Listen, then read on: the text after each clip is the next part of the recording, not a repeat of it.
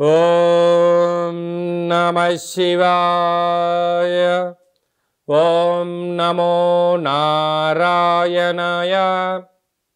కర్మ నివారణ, సంచిత కర్మ, ప్రారబ్ధ కర్మ, ఆగమిక కర్మ నివారణ, నరదృష్టి నివారణ కాళభైరవాయ నమో నమః. ఓం దిగంబరాయ విద్మహే సింహవాహనాయ ధీమహి తన్నో కాళభైరవ ప్రచోదయాత్. హరి ఓం.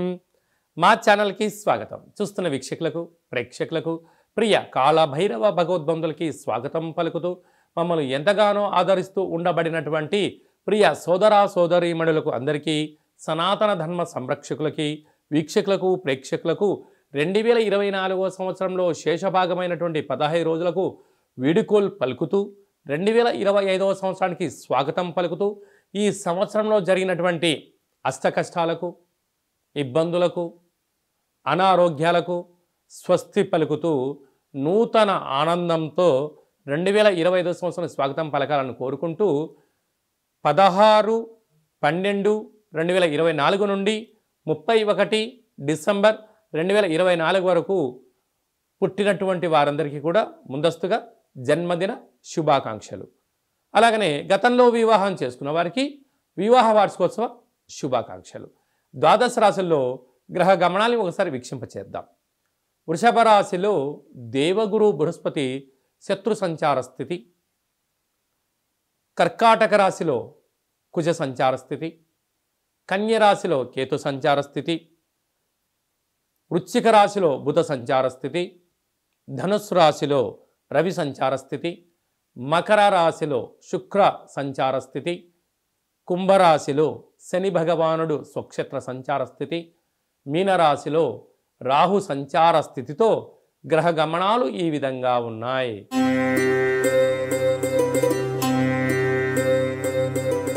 వృశ్చిక రాశి వారు ఈ ఆంగ్ల సంవత్సరానికి వీడుకోలు పలుకుతూ నూతన ఆంగ్ల సంవత్సరానికి స్వాగతం ఎలా పలకాలో, జాతకంలో ఉండబడినటువంటి అర్ధాష్టమ శని సంచార స్థితి దోషాన్ని ఎలా తొలగించుకోవాలో ఈ వీడియోలో సవివరంగా సంపూర్ణంగా తెలుసుకుందాం. వృశ్చిక రాశిలో ఏ నక్షత్రాలు వస్తాయి అనగా, విశాఖ నక్షత్రంలోని చివరి పదం 4వ పాదము, అనురాధ నక్షత్రంలోని 4 పాదాలు, జ్యేష్ఠ నక్షత్రంలోని 4 పాదాలు కలిపితే వృశ్చిక రాశి.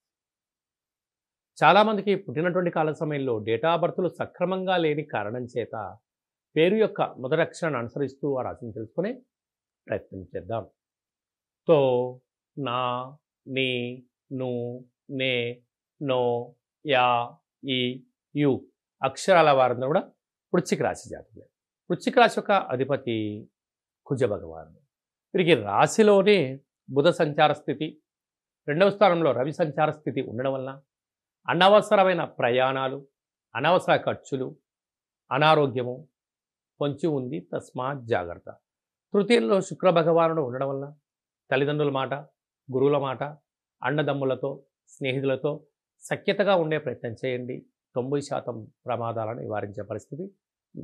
అర్ధాష్టమ శని యొక్క కారణం వలన ఈ ఆంగ్ల సంవత్సరంలో చివరి ఆదివారం, చివరి సోమవారం, సోమవతి అమావాస్య, మంగళవారం ఈ సంవత్సరం రాజుగూడ కుజుడు అవ్వడం వలన వీలైనంతవరకు దూర, వాయు, జల ప్రయాణాలు పెట్టుకోవద్దు.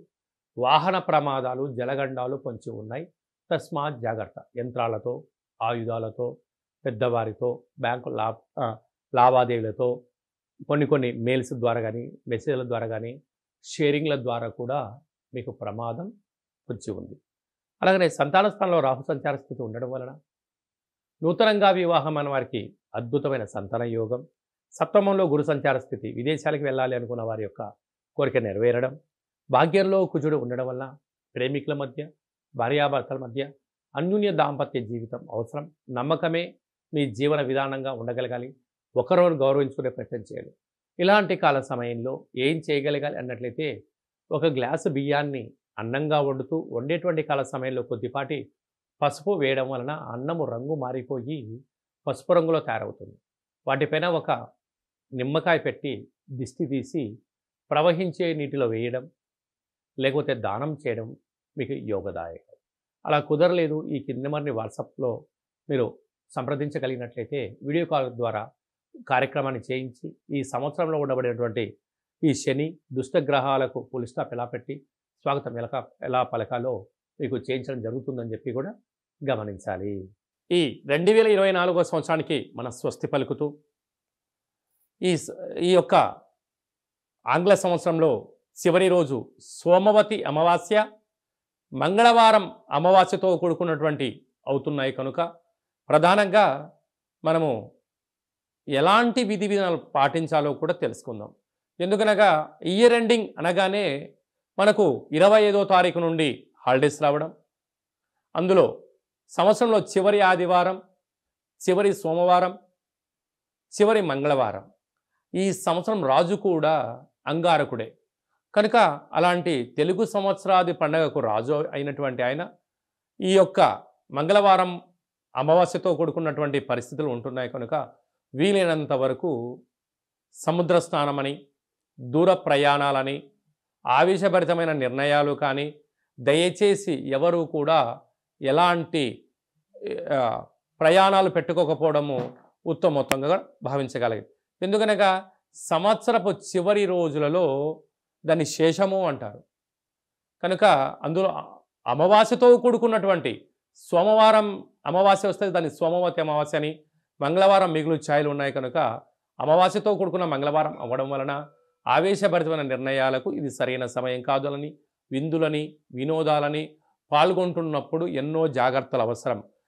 మితిమీరిన వేగంతో ప్రయాణం చేయకపోవడం, ఆధ్యాత్మికమైన చింతనతో కలిగి ఉండడం వలన ఎన్నో రకాలుగా ఉపద్రవాలను ప్రమాదాలను నియంత్రించుకునే స్వయం శక్తి అందరికీ ప్రసాదించాలని మనసారా కాళభైరవ స్వామి వారిని కోరుకుందాం. కనుక 16వ తారీఖు నుంచి 31వ తారీఖు వరకు ముఖ్యమైనటువంటి పండుగల గురించి క్లుప్తంగా సవివరంగా సంపూర్ణంగా తెలుసుకుందాం.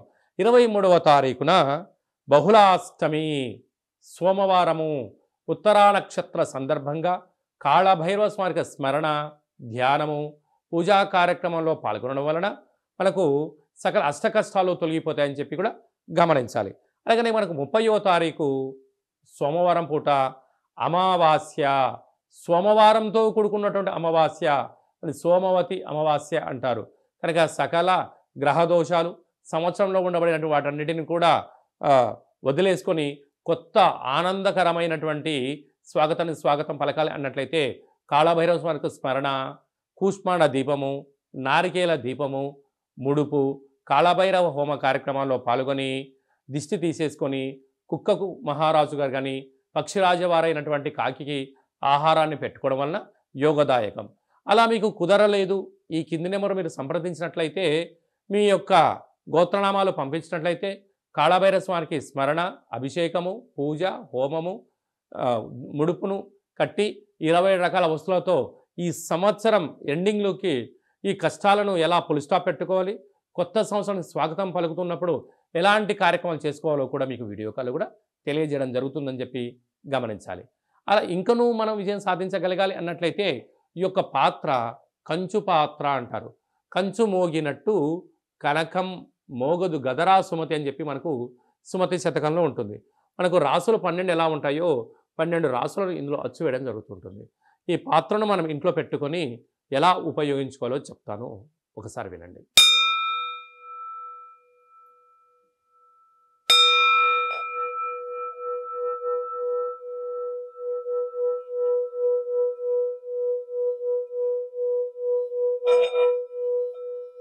ఈ యొక్క శబ్ద దొరకడం వలన మనిషి యొక్క శరీరంలో ఉండబడినటువంటి మూలాధార, స్వధిష్టాన, మణిపూరక, విశుద్ధ, అనహత, ఆగ్నేయ చక్రాలు వికసింపచేయడం, ఇంట్లో ఉండబడినటువంటి జ్యేష్ఠాదేవి ఈ శబ్దానికి తట్టుకోలేక బయటికి వెళ్ళిపోవడం, గ్రామంలో సంచరించేటువంటి మహాలక్ష్మీదేవి గళ్ళు గళ్ళుమంటూ ఇంటికి రావడం స్వాగతం పలుకుతుంది.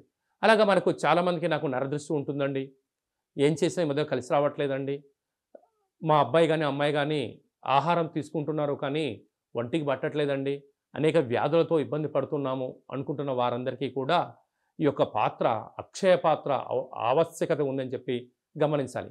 మన మనసులో ఏదైతే కోరిక ఉందో వాటిని కోరుకొని ఈ శబ్దం చేయడం వలన ఆ లక్ష్మీ కటాక్షం వలన శబ్ద తరంగాల వలన ఆ పని వశీకరణ కలిగి అద్భుతమైన విజయం మన సొంతం అవుతుందని చెప్పి గమనించాలి.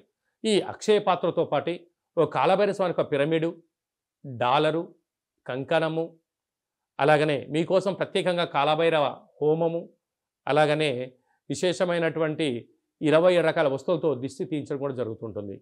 ప్రత్యేకంగా మీకు వీడియో కాల్లో పూజ చూపించి చేయడం జరుగుతుంది. మీ ఎక్కడి వారైతే అక్కడి అడ్రస్ను మీరు వాట్సాప్ పంపించగలిగినట్లయితే కొరియర్ చేసి కొరియర్ స్లిప్ కూడా వాట్సాప్ పెట్టడం జరుగుతుంది. కనుక మనమందరం కూడా కష్టాలకు స్వస్తి పలుకుదాం. 24వ సంవత్సరానికి వీడుకోలు పలుకుదాం. 2025కు స్వాగతం పలుకుతూ అందరి ఇంట్లో భైరవ స్వామి యొక్క ఆశీల వలన ధనకనక వస్తు వాహనాలతో అద్భుతమైన విజయం కలగాలని కోరుకుంటూ ఆశీర్వచనం. అలాగనే మన వ్యక్తిగత జాతకం తెలుసుకోవాలనుకుంటున్నారా? మీ యొక్క పేరు, పుట్టినటువంటి తేదీ, నెల, సంవత్సరం, సమయం రాసి మీరు వాట్సాప్లో పంపించగలిగినట్లయితే 100 సంవత్సరాల జాతకాన్ని సవివరంగా సంపూర్ణంగా రాసి పంపించి ఆ తర్వాత మీరు పుట్టినప్పుడు గ్రహ గమనాలు ఎలా ఉన్నాయి, ప్రస్తుతం ఎలా ఉంటున్నాయి, రాబోయే కాలంలో ఎలా ఉండబోతున్నాయో మీకు తెలియజేయడం జరుగుతుందని చెప్పి కూడా గమనించాలి. అలాగనే చాలామందికి పుట్టినటువంటి కాల సమయంలో డేటా బర్త్లు లేనటువంటి కారణం వలన మీ పేరు యొక్క మొదటి అక్షరాన్ని అనుసరిస్తూ ఆ రాశిని తెలియజేసే ప్రయత్నం చేస్తూ భూత భవిష్యత్ వర్తమానాన్ని గవళ ద్వారా అనగా రమణ శాస్త్ర ద్వారా కాళభైరవ ఉపాసన చేత మీకు జాతక వివరాలను తెలియచేస్తూ ఎలాంటి పరిస్థితులలో ఎలాంటి పనులు చేసుకోవాలి, ఎలాంటి పనులలో మనం మౌనం వహించాలి, ఎప్పుడు కార్యక్రమాన్ని చేసుకోవచ్చు, ఎప్పుడు చేసుకోకూడదో ఆధ్యాత్మికమైన సలహాలు సూచనలు మీకు తెలియజేయడం జరుగుతుంది. కనుక డేటా బర్త్ లేనటువంటి వారందరికీ కూడా గవ్వల ద్వారా జ్యోతిషం చెప్పబడుతుంది. కనుక ఆసక్తి గలవారు ఈ కింది నెంబర్ను సంప్రదించి ఆన్లైన్ ద్వారా కానీ ఆఫ్లైన్ ద్వారా కానీ ఫోన్ కాల్ ద్వారా కానీ మీకు జాతకాన్ని తెలుసుకొని మానవ ప్రయత్నం చేయండి. జాతకం అనగా జీవితంలో జరగబోయేటువంటి ప్రకృతిలో జరగబోయేటువంటివి మానవాళికి జరగబోయేటువంటి విషయాలను అమావాస్య రోజు ఏం చేయొచ్చు, ఏం చేయకూడదు, పూర్ణిమ రోజు ఏం చెయ్యాలి, ఏం చేయకూడదో తెలియజేసేదే జాతకం. కనుక అలాంటి కాల సమయంలో జాతకాన్ని తెలుసుకుందాం. గ్రహ సంచార స్థితిలో ఉండబడిన యోగాన్ని తెలుసుకుందాం. అదృష్టానికి స్వాగతం పలుకుతూ అందరూ నిండు నూరేళ్ళ ఆయురారోగ్యాలు ఉండాలని కోరుకుందాం. అలాగనే మీ అమ్మాయి కానీ వివాహ ప్రయత్నం చేస్తున్నారా? ఎందుకు వివాహం అవ్వడం లేదు? జాతకంలో ఎలాంటి దోషాలు ఉన్నాయి, జాతకంలో ఎలాంటి యోగాలు ఉన్నాయి, ఏ అమ్మాయితో కానీ ఏ అబ్బాయితో కానీ వివాహం చేస్తే వారి యోగం అవుతుందో కూడా తెలియజేయడం జరుగుతుంది. అలాగనే వివాహమైన భార్యాభర్తలు తరచుగా గొడవ పడుతున్నారా? ఎందుకు గొడవ పడుతున్నారు? అంటే ఇక్కడ పేర్లు కలవడం లేదా, జాతకాలు కలవడం లేదా, వ్యవస్థలో వీరి యొక్క భావాలు భిన్నంగా ఉన్నాయా అని తెలుసుకొని పేర్లో స్వల్పమైన మార్పులు చేయడం వలన ఇలా పోలీస్ స్టేషన్లని, కోర్టు సమస్యలని ఇలా ఇబ్బంది కాకుండా విడిపోకుండా ఆ భార్యాభర్తలు అన్యోన్యంగా ఉండడం కోసం ఆధ్యాత్మికమైన సలహాలు సూచనలు ఇవ్వడం జరుగుతుంది. కనుక అందరికీ శుభం, జయం, లాభం జరగాలని కోరుకుంటూ ఈ ఆంగ్ల సంవత్సరానికి వీడుకోలు పలుకుతూ కొత్త సంవత్సరానికి స్వాగతం పలుకుతూ ఆశీర్వచనం. ఓం రాజాదిరాజాయ ప్రసహ్య సాహినే నమో వయం వై శ్రవణాయ కుర్మహే సమే కామాన్ కామకామాయ మహ్యం కామేశ్వరో వై శ్రవణో యదదాతు కుబేరాయ వై శ్రవణాయ మహారాజాయ నమః. హరి ఓం. నిత్యం శాంతిరస్తు, వృద్ధిరస్తు, తుష్టిరస్తు, అవిఘ్నమస్తు, ఆయుష్యమస్తు, ఆరోగ్యమస్తు, మాఘుం రక్షంతు, సహకుటుంబానం రక్షంతు అని అందరు మనసులో అనుకోండి. శతమానం భవతి శతాయు పురుష సతేంద్రియ ఆయుష్యేవేంద్రియే ప్రతిష్టతి. నూతన ఆంగ్ల సంవత్సర ప్రారంభకాల సమయే సర్వత్ర జయోస్తు విజయోస్తు.